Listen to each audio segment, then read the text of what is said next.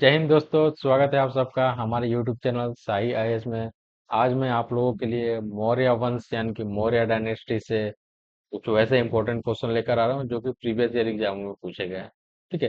देखिए, ये जो क्वेश्चन है ना, अगर आप बिहार का कोई भी एग्जाम देने वाले हैं, अभी 17 बीपीएससी जो आने वाला है 30 सितंबर को, ठीक है, तो उसके लिए ये सारे क्वेश्चन बहुत इंपॉर्टेंट है। देखिए, जो मौर्य डायनेस्टी है वो बिहार के किसी भी एग्जाम के लिए एक इम्पोर्टेंट चैप्टर। अगर आप बीपीएससी का एग्जाम देने जा रहे हैं, तो अगर आपने मौर्य डायनेस्टी को अच्छे से नहीं पढ़ा है, तो हो सकता है कि आने वाले एग्जाम में आपका एक दो क्वेश्चन गलत हो जाए, क्योंकि मौर्य डायनेस्टी से, मौर्य वंश से हर एक साल इम्पोर्टेंट क्वेश्चन आपको देखने को मिल सकते हैं। चलिए स्टार्ट करते हैं, देखते हैं किस तरह के क्वेश्चन पूछे जा चुके हैं और किस तरह से क्वेश्चन आने की संभावना है। देखिए, पहला क्वेश्चन क्या क्या है, चंद्रगुप्त मौर्य किसके मार्गदर्शन में मौर्य साम्राज्य की स्थापना की थी। यानी कि जो मौर्य वंश की स्थापना की गई थी, मौर्य साम्राज्य की जो स्थापना की गई थी, किसने मार्गदर्शन किया था, चंद्रगुप्त मौर्य का। ठीक है। ऑप्शन है आपके सामने, कौटिल्य, विष्णुगुप्त, मेगास्थनी या फिर बिंदुसार। ठीक है, तो आप इसका आंसर क्या हो जाएगा, जल्दी से जवाब दीजिए आप लोग। अब देखिए, यहाँ पे आपको दो नाम देखने को मिल सकते हैं, मिल रहे हैं। एक तो कौटिल्य और विष्णुगुप्त। ठीक है। ये जो नाम है कौटिल्य और विष्णुगुप्त, ये दोनों एक ही व्यक्ति का नाम था। ठीक है। देखिए, चंद्रगुप्त मौर्य ने कौटिल्य, जिसे चाणक्य भी कहा जाता है, के मार्गदर्शन में मौर्य साम्राज्य की स्थापना की थी। ठीक। अब देखिए, यहाँ पे थोड़ा सा ऑप्शन आपको ऐसा दे दिया गया है कि आप कंफ्यूज हो सकते हैं। लेकिन ये जो कौटिल्य है और विष्णुगुप्त है, दोनों सेम ही व्यक्ति थे। यानी कि विष्णुगुप्त का ही नाम कौटिल्य था और विष्णुगुप्त का ही नाम चाणक्य था। ठीक है। तो विष्णुगुप्त को कौटिल्य और चाणक्य दोनों नामों से जाना जाता था। और उन्होंने अर्थशास्त्र के नाम से एक ग्रंथ की स्थापना की थी। तो ये आपको ये भी याद रखना है, ये भी ध्यान रखना है कि अर्थशास्त्र की का रचना किसके द्वारा किया गया था, तो कौटिल्य के द्वारा किया गया था, चाणक्य के द्वारा किया गया था, या फिर आप विष्णुगुप्त भी उनको कह सकते हैं। ठीक है। तो आपको कंफ्यूज नहीं होना है, कौटिल्य कौन थे, विष्णुगुप्त कौन थे और चाणक्य कौन थे। ये तीनों नाम एक ही व्यक्ति के थे। चलिए नेक्स्ट क्वेश्चन देखेंगे हम लोग। ठीक है। कौन सा मौर्य शासक जैन धर्म को अपनाने के लिए प्रसिद्ध है। यानी कौन सा ऐसा मौर्य शासक था जो जैन धर्म को अपनाया था। ठीक। ऑप्शन है आपके सामने, अशोक, बिंदुसार, दशरथ या फिर चंद्रगुप्त मौर्य। जल्दी जल्दी से जवाब दीजिए आप लोग, 5 सेकंड का समय आप लोगों के सामने। ठीक है, इसका आंसर क्या हो जाएगा, चंद्रगुप्त मौर्य। यानी कि चंद्रगुप्त जो मौर्य थे, उन्होंने जैन धर्म को अपनाया था। जब वो अपने जीवन के अंतिम समय में थे, तब उन्होंने जैन धर्म को अपनाया था। ठीक है। और उन्होंने अपनी मृत्यु, यानी कि जब उनका डेथ हुआ, तो उन्होंने संलेखन जो विधि है, जिसमें क्या होता है, जिसमें अगर देखिए, चंद्रगुप्त मौर्य ने अपने जीवन के अंतिम समय में जैन धर्म को अपनाया था। यानी कि जब उन्होंने अपने जीवन के अंतिम समय में जैन धर्म को अपनाया था और श्रवण बेलगोला में संलेखना करते हुए प्राण त्यागे। ठीक है। तो आपसे ये भी पूछा जा सकता है कि संलेखना क्या होता है। ठीक है। तो संलेखना एक तरह का प्रक्रिया है, जिसके जिसके तहत जब इंसान ज्यादा बूढ़ा हो जाता है, तो वो भोजन को त्याग देता है, यानी कि भोजन करना बंद कर देता है और धीरे धीरे वो मृत्यु को प्राप्त हो जाता है, यानी कि अपना प्राण त्याग देता है। ठीक है। तो ये एक तरह का जैन धर्म का एक विधि है, जिसको जैन धर्म में अपनाया जाता है। तो आपसे ये भी पूछा जा सकता है कि संलेखना के द्वारा किसने अपने प्राण त्यागे थे, तो चंद्रगुप्त मौर्य ने त्यागे थे। और कहाँ पे आपसे जगह भी पूछा जा सकता है कि चंद्रगुप्त मौर्य ने अपने प्राण किस जगह पे त्यागे थे, तो आपको जगह भी बताना पड़ सकता है, श्रवण बेलगोला में। तो आपको याद, जगह का नाम भी याद रखना है, वो विधि क्या है, संलेखना भी याद रखना है, वो उसमें क्या होता है, ये चीज भी आपको ध्यान में रखना है। इस तरह से क्वेश्चन आपको एग्जाम में देखने को मिल सकता है। नेक्स्ट क्वेश्चन देखेंगे, मौर्य साम्राज्य का राष्ट्रीय प्रतीक क्या था। यानी कि मौर्य साम्राज्य का जो नेशनल जो सिंबल था वो क्या था, उसके बारे में पूछा जा रहा है। देखिए, ऑप्शन है आपके सामने, बाघ, अशोक स्तंभ, शौर्य चक्र या फिर मोर। ठीक है। तो क्या आंसर होगा, जल्दी से जवाब दीजिए आप। ठीक है, इसका आंसर क्या हो जाएगा, अशोक स्तंभ। अशोक स्तंभ जो है वो क्या था, मौर्य साम्राज्य का नेशनल सिंबल था, यानी कि राष्ट्रीय प्रतीक था। देखिए, अभी वर्तमान में बात की जाए, हमारे देश का जो नेशनल सिंबल क्या है, हमारे देश का भी जो नेशनल सिंबल है वो अशोक अशोक स्तंभ भी है। और ये अभी हम लोगों ने जो अशोक का जो अशोक ने जो बनवाया था, स्तंभ बनवाया था, उसी से हम लोगों ने लिया हुआ है। ठीक है। और देखिए, इसमें इसकी विशेषता क्या है, इसमें 4 शेरों की मूर्ति है। कितने शेर है इसमें, 4 शेरों की मूर्ति है। जब आप उसको सामने से देखेंगे, तो आप उसको सिर्फ 3 ही शेर दिखने को मिलते हैं। कितने शेर शेर दिखने को मिलते हैं, 3 शेर दिखने को मिलते हैं। लेकिन उसमें टोटल 4 शेर रहते हैं। ठीक है। जो भारत के राष्ट्रीय प्रतीक के रूप में भी स्वीकृत। ठीक है, मौर्य का तो राष्ट्रीय प्रतीक था ही, साथ साथ भारत का भी ये राष्ट्रीय प्रतीक के रूप में भी इसको बनाया गया है। तो आपसे ये चीज भी पूछा जा सकता है। ठीक है, चलिए देखिए, किस मौर्य सम्राट ने कलिंग पर विजय प्राप्त की थी? क्वेश्चन क्या कह रहा है? कलिंग पर विजय किसके द्वारा प्राप्त की गई थी? ऑप्शन है आपके सामने, चंद्रगुप्त मौर्य, बिंदुसार, अशोक या फिर दशरथ। ठीक है, जल्दी से जवाब दीजिए आप लोग, इसका आंसर क्या हो जाएगा? ठीक है, इसका आंसर क्या होगा? अशोक ने, यानी कि अशोक ने कलिंग पर विजय प्राप्त की थी। अब देखिए, अशोक ने कलिंग पर विजय कब प्राप्त की थी? तो 261 बीसी में। आपसे ये भी क्वेश्चन पूछा जा सकता है कि कलिंग युद्ध कब हुआ था? तो कलिंग युद्ध 261 बीसी में हुआ था। आपको यह भी ध्यान में रखना है। ठीक है, चलिए नेक्स्ट क्वेश्चन देखेंगे हम लोग। ठीक है, सम्राट अशोक ने कलिंग पर विजय प्राप्त की थी। ठीक, कलिंग युद्ध के बाद अशोक ने बौद्ध धर्म को अपनाया और अहिंसा का प्रचार किया। देखिए, आपसे एक ये भी क्वेश्चन बन सकता है, किस युद्ध के बाद अशोक ने बौद्ध धर्म को अपनाया और अहिंसा का प्रचार किया? इस तरह के भी क्वेश्चन आपको एग्जाम में देखने को मिल सकते हैं। तो इसका आंसर क्या हो जाएगा? कलिंग युद्ध के बाद। ठीक है, चलिए नेक्स्ट क्वेश्चन देखेंगे हम लोग। कौन सा यूनानी राजपूत राजदूत चंद्रगुप्त मौर्य के दरबार में आया था? यानी कि चंद्रगुप्त मौर्य के दरबार में कौन सा यूनानी राजपूत आया हुआ था? इसका आपको जवाब देना है। ऑप्शन है आपके सामने, मेगास्थनीज, प्लिनी, पर्सियस या फिर सेल्यूकस। ठीक है, जल्दी से जवाब दीजिए आप लोग, इसका आंसर क्या हो जाएगा? तो चंद्रगुप्त मौर्य के दरबार में कौन आया था? तो मेगास्थनीज आया था। ठीक, और मेगास्थनीज जो आया था वो किसके द्वारा चंद्रगुप्त के दरबार में भेजा गया था? तो सेल्यूकस निकटर जो था, उसके द्वारा चंद्रगुप्त के दरबार में, चंद्रगुप्त मौर्य के दरबार में मेगास्थनीज को भेजा गया था।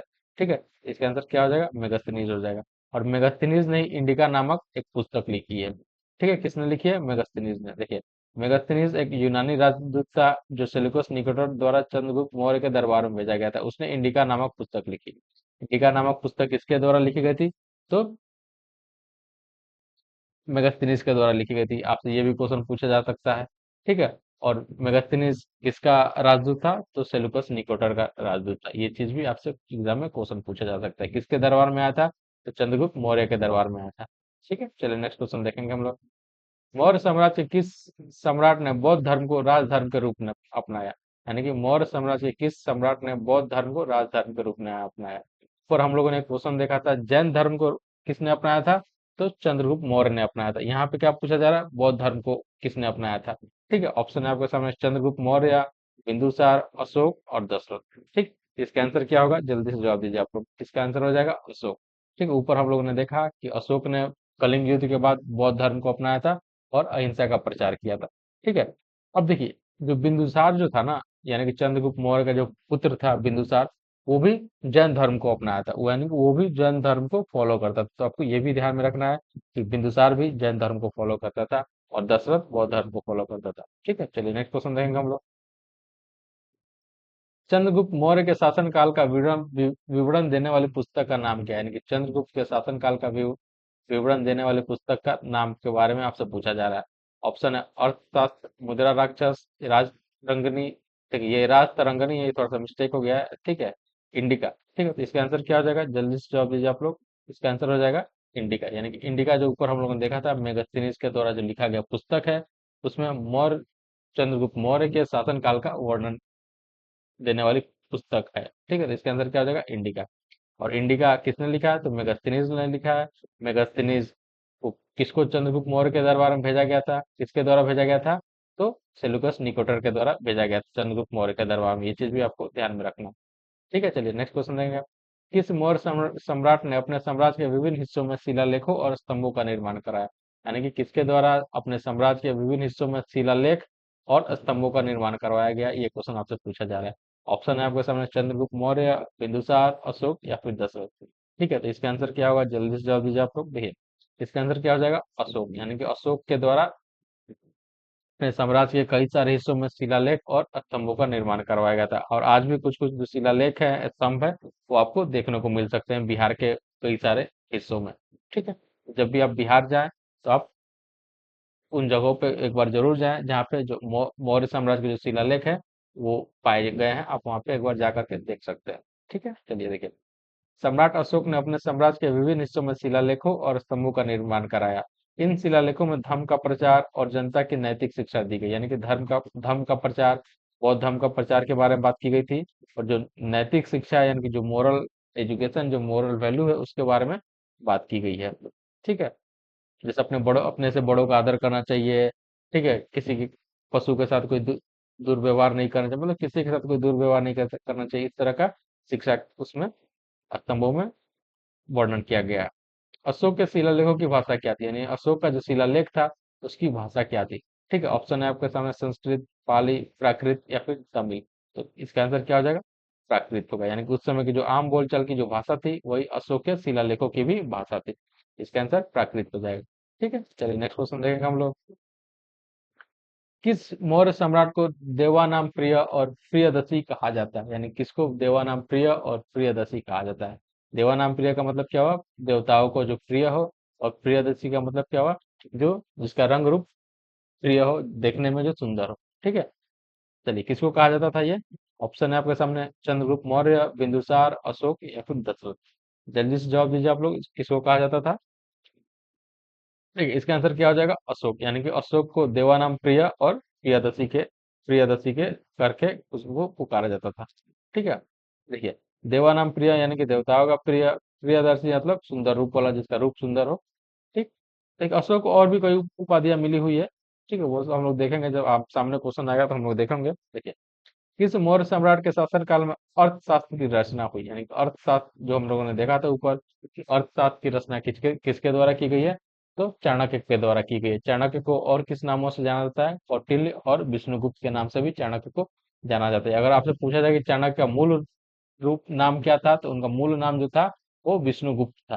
ठीक है, और उनके अन्य जो नाम थे वो कौटिल्य और चाणक्य थे। ठीक है, तो ये किसके दरबार में यानी किसके शासनकाल में लिखा गया था, ये इसका आंसर हो जाएगा चंद्रगुप्त मौर्य, यानी कि जो चंद्रगुप्त मौर्य था जिन्होंने मौर्य साम्राज्य की स्थापना की थी, उनके द्वारा उनके शासनकाल में अर्थशास्त्र की रचना की गई थी। किसके द्वारा की गई थी, तो चाणक्य के द्वारा की गई थी। ये चीज भी आपको ध्यान में रखना है। नेक्स्ट क्वेश्चन देखेंगे हम लोग। किस मौर्य सम्राट ने यूनानी राजा सेलुकस निकेटर को हराया था, यानी कि सेलुकस निकेटर को किसके द्वारा युद्ध में हराया गया था। ऑप्शन है आपके सामने चंद्रगुप्त मौर्य, बिंदुसार, अशोक या फिर दशरथ। तो सेलुकस निकेटर को किसने हराया था, तो चंद्रगुप्त मौर्य ने हराया था। कब हराया था, ठीक है, ये क्वेश्चन भी आपसे पूछा जा सकता है कि चंद्रगुप्त मौर्य ने सेलुकस निकेटर को कब हराया था, 305 बीसी में हराया था। ठीक है, कब हराया था, आपको डेट भी याद रखना है, 305 बीसी में चंद्रगुप्त मौर्य ने सेलुकस निकेटर को हराया था। ठीक है, चलिए नेक्स्ट क्वेश्चन देखेंगे हम लोग। देखिए, चंद्रगुप्त मौर्य ने यूनानी राजा सेलुकस निकेटर को हराया था और उसके साथ एक समझौता किया, जिसमें उसने सेलुकस की बेटी से विवाह किया और अपने साम्राज्य का विस्तार किया। ठीक, इस समझौते में क्या हुआ था कि सेलुकस निकेटर जो था उसने अपनी बेटी का विवाह किसके साथ किया था, तो चंद्रगुप्त मौर्य के साथ किया था, और कई सारे अपने साम्राज्य को उसने चंद्रगुप्त मौर्य को सौंपा था। ठीक, ये चीज भी आपको ध्यान में रखना, और चंद्रगुप्त मौर्य ने बदले में 500 हाथी उपहार में दिए थे सेलुकस निकेटर को। ये चीज भी आपको ध्यान में रखना। ठीक है, कंधार, हेरात, ऐसे कई सारे जो राज्य थे उस समय सेलुकस निकेटर ने चंद्रगुप्त मौर्य को सौंप दिया था। नेक्स्ट क्वेश्चन है आपका, सम्राट अशोक ने किस बौद्ध सम्मेलन में भाग लिया था, यानी कि जो बौद्ध, आपको पता है कि 4 बौद्ध सम्मेलन हुए थे, प्रथम, द्वितीय, तृतीय और चतुर्थ, 4 बौद्ध सम्मेलन हुए थे। इनमें से कौन से बौद्ध सम्मेलन में अशोक ने भाग लिया था। ठीक है, देखेंगे हम लोग, ऑप्शन है आपके सामने, इसका आंसर क्या आ जाएगा, तृतीय बौद्ध सम्मेलन, यानी कि जो तृतीय बौद्ध सम्मेलन था जो अशोक के शासनकाल में हुआ था, जब अशोक ने बौद्ध धर्म को अपनाया था, उसके बाद तृतीय बौद्ध सम्मेलन अशोक के शासनकाल में पाटलिपुत्र में इसको आयोजन किया गया था। ठीक है, तो इसी में अशोक ने भाग लिया था। ठीक है, और इसका जो नेतृत्व किया था, यानी कि इसकी जो अध्यक्षता की थी कौन थे वो, तो मोगालीपुत्र तीसरा ने इनकी इसकी अध्यक्षता किया था। तो आपसे ये भी पूछा जा सकता है कि तृतीय बौद्ध सम्मेलन की अध्यक्षता किसके द्वारा की गई थी, तो मोगालीपुत्र तीसरा के द्वारा की गई थी। और ये आयोजन कहाँ गया था, आपसे जगह का भी नाम पूछा जा सकता है, तो आयोजन इसका पाटलिपुत्र में किया गया था। तो किस राजा के शासनकाल में किया गया था, तो अशोक के शासनकाल में ये किया गया था। देखिए, एक क्वेश्चन से कई सारे क्वेश्चन बन सकते हैं, तो आपको वो भी ध्यान में रखना है कि उससे अलग तरह के कौन से क्वेश्चन बन सकता है, ताकि एग्जाम में आपका एक भी क्वेश्चन ना छूटे। ठीक है, चलिए नेक्स्ट क्वेश्चन देखेंगे। अशोक ने किस युद्ध के बाद बौद्ध धर्म को अपनाया था। देखिए, ऊपर हम लोगों ने डिस्कस किया था कि किसने बौद्ध धर्म को अपनाया था। ठीक है, या फिर कलिंग युद्ध, कलिंग में विजय किसने प्राप्त की, इस सारे क्वेश्चन हम लोगों ने देखा था। जब ये क्वेश्चन हम लोगों ने देखा था तो उस समय हम लोगों ने ये पॉइंट भी डिस्कस किया था कि अशोक ने बौद्ध धर्म के बाद, मतलब अशोक ने किस युद्ध के बाद बौद्ध धर्म को अपनाया था। ठीक है, तो किस युद्ध के बाद बौद्ध धर्म को अपनाया था, तो इसका आंसर हो जाएगा कलिंग युद्ध, यानी कि जो कलिंग का युद्ध था उस युद्ध के बाद अशोक ने बौद्ध धर्म को अपनाया था और अहिंसा का प्रचार किया था। ठीक है। देखिए कलिंग युद्ध कब हुआ था? 261 बीसी में हुआ था। ये चीज भी आपको ध्यान में रखना है। चलिए नेक्स्ट क्वेश्चन देखेंगे हम लोग। किस मौर्य सम्राट ने श्रीलंका में बौद्ध धर्म का प्रचार किया? यानी कि बौद्ध धर्म का प्रचार श्रीलंका में किसके द्वारा किया गया था? ठीक है, जल्दी से जवाब दीजिए आप लोग, क्या इसका आंसर होगा? देखिए ऑप्शन है आपके सामने, चंद्रगुप्त मौर्य, बिंदुसार, अशोक या फिर दशरथ। इसका आंसर क्या हो जाएगा? इसका आंसर हो जाएगा अशोक। यानी कि अशोक के द्वारा श्रीलंका में बौद्ध धर्म का प्रचार किया गया था। ठीक है, और बौद्ध धर्म का प्रचार करने के लिए अशोक ने अपने पुत्र महेंद्र और पुत्री संघमित्रा को श्रीलंका में भेजा था प्रचार करने के लिए। तो आपसे ये भी क्वेश्चन पूछा जा सकता है कि अशोक ने किसको श्रीलंका में बौद्ध धर्म का प्रचार करने के लिए भेजा था? तो वो कौन थे? उनका पुत्र महेंद्र और पुत्री संघमित्रा, ये दो नाम आपको ध्यान में रखना है। अशोक के किस शिलालेख में सम्राट ने अपने आप को बुद्ध का उपासक बताया? यानी कि अशोक ने किस शिलालेख में अपने आप को बुद्ध का उपासक बताया है, ये आपको बताना है। ठीक है, ऑप्शन है आपका रुक्मिणीदेही स्तंभलेख, कैलाश शिलालेख, धौली शिलालेख या फिर गुवाहाटी शिलालेख। ठीक है, जल्दी से जवाब दीजिए आप लोग, इसका आंसर क्या हो जाएगा? इसका आंसर होगा रुक्मिणीदेही शिलालेख। यानी कि जो रुक्मिणीदेही शिलालेख जो है उसमें अशोक ने अपने आप को बौद्ध बुद्ध का उपासक बताया है। ठीक है, और ये जो रुक्मिणीदेही शिलालेख है ये कहाँ पड़ता है? ये नेपाल के लुम्बिनी जो जगह है जहाँ पे गौतम बुद्ध का जन्म हुआ था, सिद्धार्थ का जन्म हुआ था, उसी जगह पे रुक्मिणीदेही का शिलालेख आपको देखने को मिल सकता है। ठीक है, देखिए रुक्मिणीदेही स्तंभ लेख में अशोक ने अपने आप को बुद्ध का उपासक बताया। यह स्तंभ नेपाल के लुम्बिनी में स्थित है। ठीक है, जहाँ पे गौतम बुद्ध सिद्धार्थ का जन्म हुआ था। किस मौर्य सम्राट ने अपने शासनकाल में राजकीय महलों का निर्माण कार्य किया? ठीक है, क्वेश्चन पूछा जा रहा है आपसे कि किस मौर्य सम्राट ने अपने शासनकाल में राजकीय महलों का निर्माण कार्य किया था? ठीक है, ऑप्शन है आपके सामने, चंद्रगुप्त मौर्य, बिंदुसार, अशोक या फिर दशरथ। क्या आंसर हो जाएगा इसका? चंद्रगुप्त मौर्य ने। ठीक है, यानी कि चंद्रगुप्त मौर्य ने अपने शासनकाल में महलों का निर्माण कार्य किया था। और ये जो महल बनाए गए थे वो किस चीज के बनाए गए थे? लकड़ी के महल बनाए गए थे। ठीक, इसलिए जो महल थे मौर्य साम्राज्य के आपको देखने को अभी नहीं मिलते हैं, क्योंकि लकड़ी के महल महल बने हुए थे तो वो सारे के सारे नष्ट हो गए। ठीक, ठीक, ये महल किस चीज के बने हुए थे? लकड़ी के बने हुए थे। ठीक है, चलिए आज के लिए बहुत बहुत धन्यवाद। बहुत जल्द हम लोग मिलेंगे कुछ नए क्वेश्चन के साथ, कुछ नए टॉपिक के साथ। तब तक के लिए पढ़ते रहिए और खेलते रहिए। ठीक है, जय हिंद, जय भारत।